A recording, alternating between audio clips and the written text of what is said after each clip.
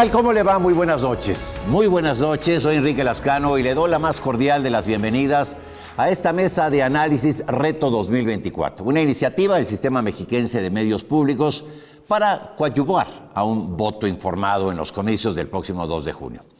En esta ocasión tenemos el tema del proceso electoral en el estado de Michoacán. Esto en colaboración con el Sistema Michoacano de Radio y Televisión. Y esta noche nos acompañan los periodistas y analistas políticos de Michoacán, Samuel Ponce y Héctor Tapia, con quienes analizaremos el proceso electoral en esta entidad vecina. Bienvenidos, gracias Héctor, Samuel, muchas gracias por acompañarnos en este espacio. Muchísimas gracias, Enrique, por esta invitación. Muchas gracias a ustedes. Igualmente, Enrique, gracias, y me da gusto este tipo de ejercicios. Pues el gusto es para nosotros y doblemente si los compartimos con ustedes. Muchas gracias. Samuel, ¿cómo marcha el proceso electoral allá en Michoacán, en el que, como lo comentábamos, están en juego 24 diputaciones de mayoría relativa y 112 presidencias municipales? Y te lo pregunto esto comparado, digamos, con procesos electorales anteriores. ¿Cuál dirías tú, en todo caso, que es el tema que ahora domina estos comicios? Mira, la situación ahorita yo la veo, las campañas políticas electorales, yo las veo normales, las veo con una guerra de encuestas, las veo con descalificaciones, sobre todo para aquellos candidatos que se van por la reelección, sobre todo como gobiernos locales, en gobiernos locales, la veo, insisto, normal, con altibajos, oscilantes, pero nada fuera de lo común. Pero tuvo este proceso electoral un inicio, yo diría, sangriento, con la muerte de varios candidatos o en ese entonces aspirantes a un cargo de elección popular, sobre todo en el municipio de Marabatío, en donde hubo 2 muertos y creó zozobra entre la ciudadanía, los partidos políticos, los actores políticos en general. Hoy en día lo veo, insisto, nada sorprendente. Hay guerra sucia, hay guerra de encuestas, hay descalificaciones, pero dentro de lo normal.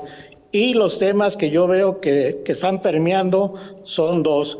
El tema de la inseguridad y el tema del agua, del vital líquido, es que se está visibilizando esta escasez de agua y esta disminución del fluido del agua, de la propia agua, pero además se está viendo que está haciendo... Michoacán es un estado donde el agua parece no faltar. Sin embargo, hay huachicoleo y en ese sentido...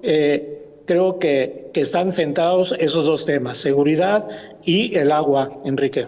Bueno, un poco de la mano, Héctor, con lo que menciona Samuel, hablemos del tema de la inseguridad previo al inicio del proceso, donde se registraron hechos violentos como el doble homicidio de aspirantes a presidencias municipales.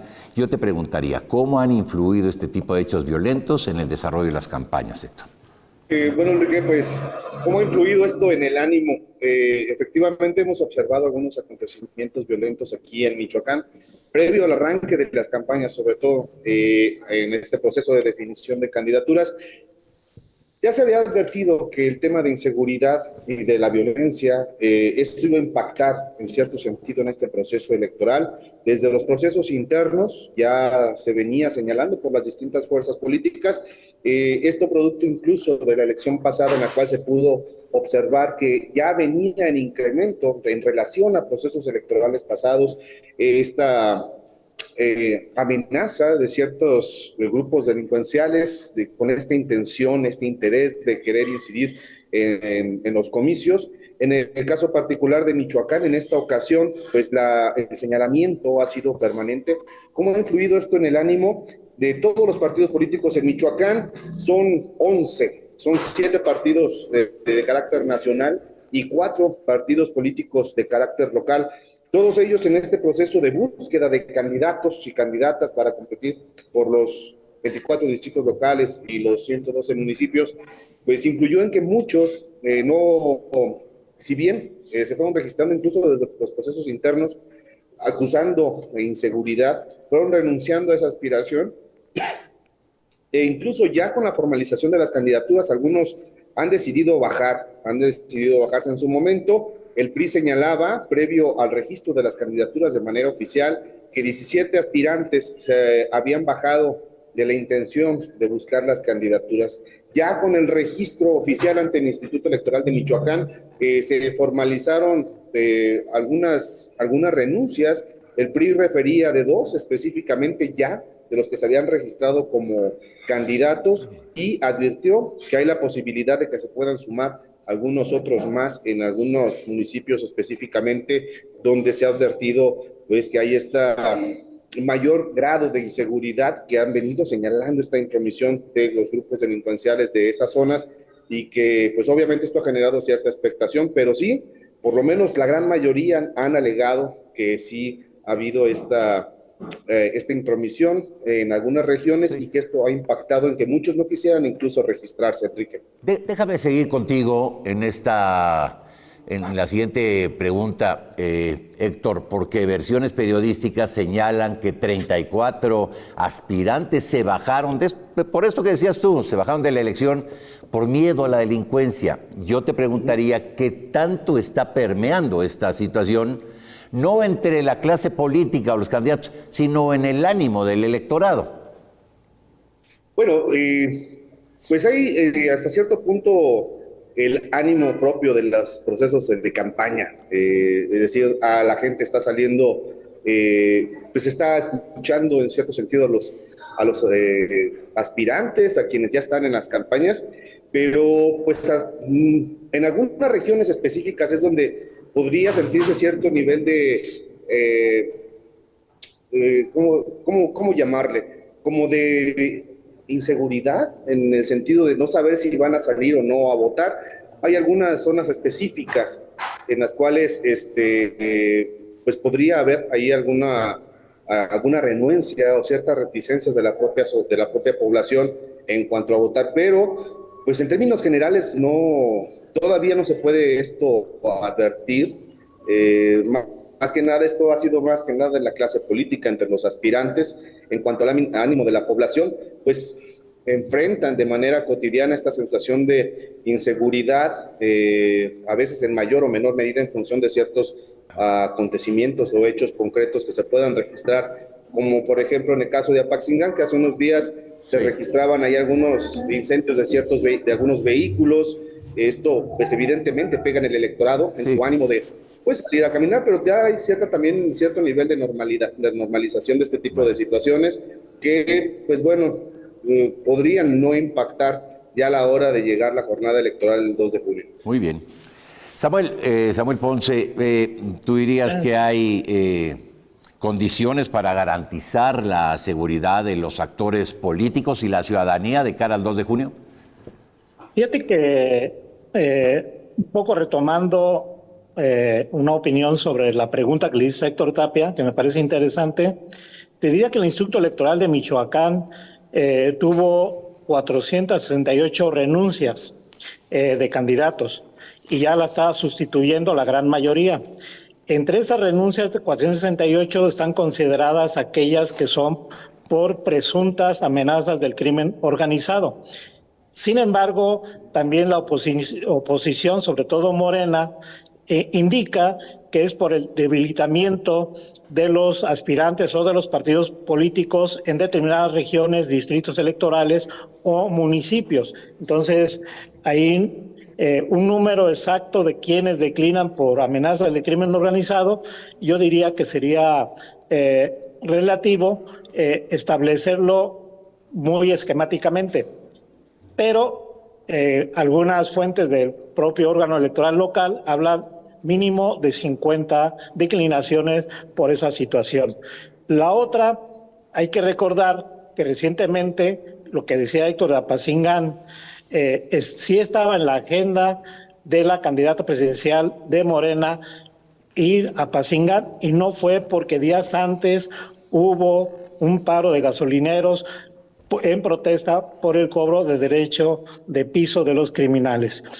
No fue en el día establecido, pero en el ínter hubo este paro de gasolineros y hubo después en ese en medio del día que estaba agendada la visita y que no se dio de la candidata presidencial, hubo quema de vehículos y bloqueos. Esto habla, nos pondrán decir misa, pero habla de un ambiente de inseguridad, incluso para una candidata presidencial. Y esto permea más en las grandes ciudades, digamos, el temor de cualquier situación de inseguridad o que vaya una agresión contra los candidatos, pero pega más desde el punto de vista mediático, porque en los hechos este tipo de fenómenos, de situaciones se dan en tierras vedadas para los gobiernos federal y estatal, y estamos hablando de tierra caliente. Entonces, una situación compleja y esperemos que no se desborde en estos días, Enrique. Samuel Ponce, para redondear el tema de la seguridad, ¿qué propuestas han realizado los candidatos en materia de seguridad para alcanzar mejores condiciones? No me refiero a la campaña, sobre todo para campesinos y comerciantes que sufren extorsiones. Fíjate, Enrique, que no hay gran variedad. No hay. Hablan muy general los candidatos, los partidos políticos. En sus propuestas pues está la cantaleta, diría normal, de que va a haber coordinación de los 3 niveles de gobierno en materia de seguridad y, claro, un mayor presupuesto para los cuerpos policíacos, en capacitación, en armamento, pero no se habla de la depuración de los mismos. Pero hay algo que llama la atención.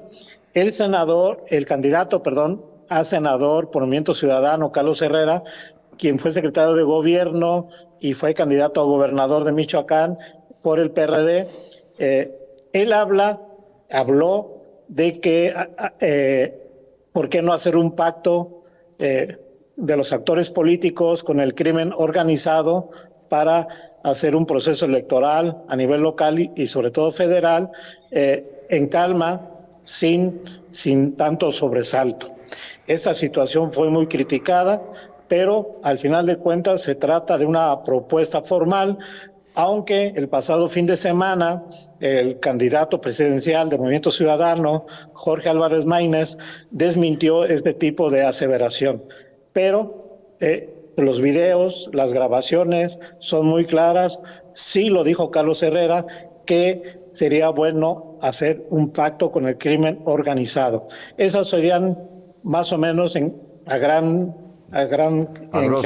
generalidad, pues sería de ese tipo de propuestas, y engloba, no hay particularidades donde traten de asegurar seguridad para los comerciantes, para quienes les cobran hoy en día pues el derecho de piso. Muy bien. Bueno, pues ahí está. Héctor, vamos al ambiente político. ¿Cómo dirías tú que estamos en materia de participación de la mujer? ¿Qué tanto permea el que a nivel federal 2 mujeres estén en la posibilidad de llegar a la presidencia de la República? ¿Tú cómo dirías que impacta esto en la postulación de candidatas a cargos locales? Fíjate que cualquiera podría pensar que esta situación hubiera derivado en una mayor participación e impulso por parte de los propios partidos políticos hacia las mujeres, e incluso en el tema de las acciones afirmativas, pero justamente este es un tema que incluso en Michoacán en estos momentos se libra un intenso debate, porque la paridad de género que ya está constitucionalmente integrada, tal pareciera que se están buscando por diferentes partidos políticos candidaturas comunes y las mismas coaliciones, pues buscando los mecanismos de engañar los mecanismos de la ley, toda vez que, por ejemplo, se registraron cuando menos 56 hombres que se autoadscribieron como mujeres. Esto lo comento justamente en este contexto porque todo podría derivar al principio de querer pensar que esto llevaría a los partidos políticos a que, pues previendo que había una participación mayor, sobre todo en el tema de la presidencial, de mujeres con un mayor protagonismo, y esto derivado en una narrativa y un discurso de más protección, de incluso propuestas más a favor de las mujeres, pues bueno, en lo local, tal pareciera que encontraron los mecanismos legales a través de las llamadas autoadscripciones, por medio de la cual, pues una importante cantidad de hombres, algunos pertenecientes a la diversidad sexual, pero otros pues todavía ahí con algunas dudas de qué fue lo que pasó. Están autoadscribiéndose como mujeres. Esto está generando una intensa discusión aquí en Michoacán, incluso ya se está librando esto en los tribunales, de entrada aquí en el Tribunal Electoral del Estado de Michoacán, y sin duda yo creo que esto va a pues atizar la discusión también en la sala regional en Toluca, en la misma sala superior quizá, porque además son sobre candidaturas que ya están llevando a cabo sus procesos de campaña. Entonces, este proceso electoral creo que les queda de ver mucho a las mujeres. Aquí en Michoacán los partidos le quedan a deber mucho a las mujeres, pero insisto, es una discusión que apenas se está abriendo porque jurídicamente se habrá de librar esto en los tribunales, Enrique. Muy bien. A ver, Samuel, a nivel de la alternancia entre las distintas fuerzas políticas, ¿cómo dirías que se comporta el electorado de Michoacán? ¿Que tiende a fortalecer un partido o se va con la posibilidad de pues mayor pluralidad en el ámbito político? ¿Cómo dirías tú que funciona esto allá en el Estado? Fíjate que hay quienes nos quieren hacer creer en general, no a los ciudadanos en general, que Michoacán es morenista. Yo no comparto ese tipo de visión o de propaganda partidista. Sí hay regiones donde evidentemente Morena, pues es como la región de Lázaro Cárdenas, en donde incluso saca una gran votación, la han sacado a nivel nacional, erigiéndose como un bastión morenista en Michoacán y también a nivel nacional. Está la otra región, que es la región de Tierra Caliente, que están pegadas la región Costa Sierra y la región Tierra Caliente, están muy pegadas, y también es otro importante bastión morenista. Y de ahí se va diluyendo, si acaso la región de Uruapan tiende a ser un poco menos, Morelia mucho menos, y si sigue uno hacia adelante, hacia el occidente, el oriente, pues ya Morena se va achicando de esa manera. Hay bastiones que controla el PAN, hay bastiones que controla Morena, y el PRI muy pocos, pero digamos que será en la capital michoacana, que es la gran batalla, ahí se verá que no se va 5 de 5, es decir, la gente no votará, o la gran mayoría, que es parte de los indecisos, incluso hasta morenistas, incluso hasta panistas, incluso priistas, no votarán de manera lineal. Es decir, en Morelia, la capital michoacana, se vestirá de diferentes colores y tendremos una votación interesantísima. En unos va a ganar Claudia como aspirante presidencial, en otros ganará para el Senado otro partido, otro bloque partidista. La alcaldía está en la pelea entre PRD y PAN contra Morena, Partido Verde y PT, y ahí el voto también será diferenciado. Los morenistas que voten por la candidata presidencial, muchos no votarán por el candidato al alcalde y viceversa. Es interesante, Enrique, este tipo de mosaico partidista que se vivirá en Michoacán. Muy bien. Bueno, a ver, Héctor, finalmente, ¿cuáles serían las principales expectativas, digamos, rumbo al 2 de junio de la sociedad de Michoacán? Pues bueno, de entrada yo creo que la expectativa es que estas 3 semanas que restan de campaña puedan transcurrir con tranquilidad, aun cuando hay elementos en algunas regiones que pudieran generar cierta preocupación, que espero que se aborden de manera clara, porque no ha habido como mucha claridad en ese sentido en la mesa de gobernabilidad que se ha instalado, donde participan instancias de seguridad y las propias autoridades electorales. Pues la expectativa de la sociedad en general es que pues ahora sí puedan transcurrir con tranquilidad el resto de las campañas en un primer momento, y que la jornada electoral pues pueda desarrollarse de manera adecuada, particularmente en la zona de Tierra Caliente, donde hay algunos antecedentes que pudieran generar cierta preocupación en materia de inseguridad.